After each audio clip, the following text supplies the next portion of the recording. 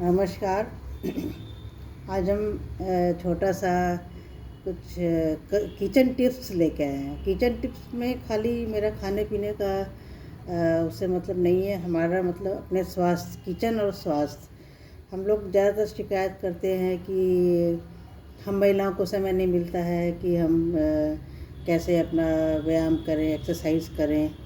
तो उससे हमने मतलब ऐसे ही एक बार किचन में खाना बना रहे थे, तो आजकल हम किचन में ही खाना बनाते बनाते एक्सरसाइज कर लेते हैं।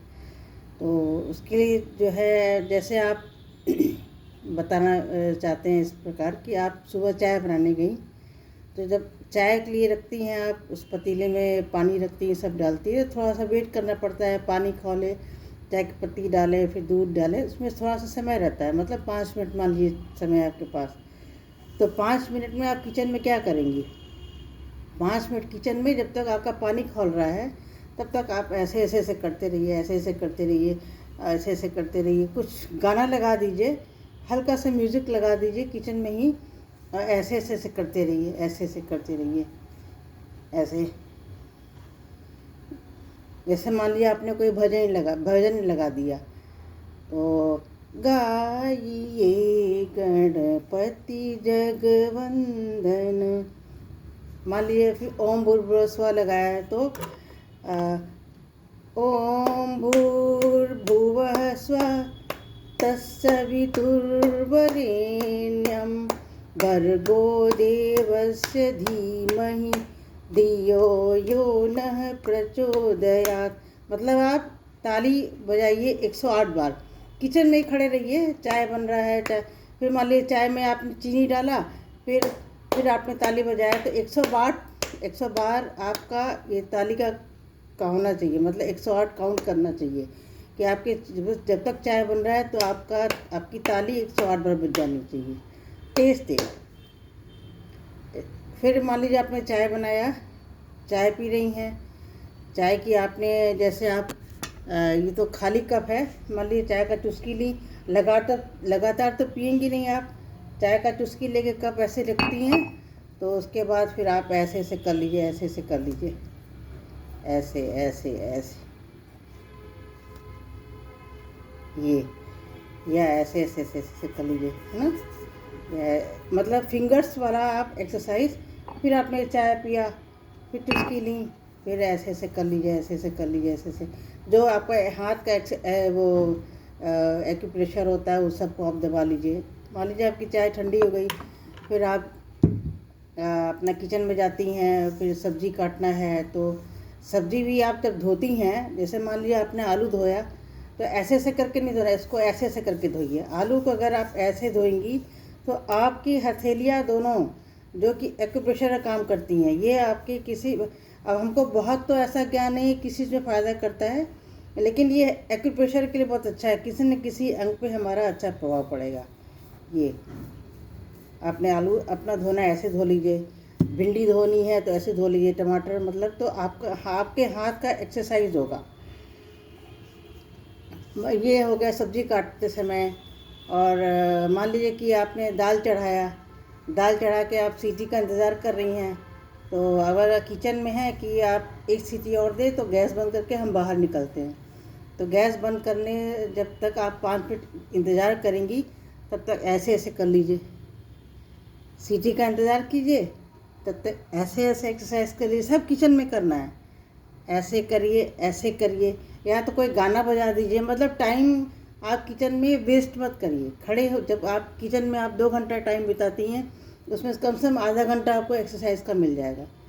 किचन में कई सारे ऐसे भी काम हैं, जैसे हम लोग सब्ज़ी चलाते हैं, तो सब्ज़ी आप ऐसे ऐसे मत चलाइए, कुछ अदा से चलाइए, ऐसे ऐसे ऐसे ऐसे ऐसे सब्ज़ी चलाइए, ऐसे ऐसे, तो आपका हाथ का भी एक्सरसाइज होगा।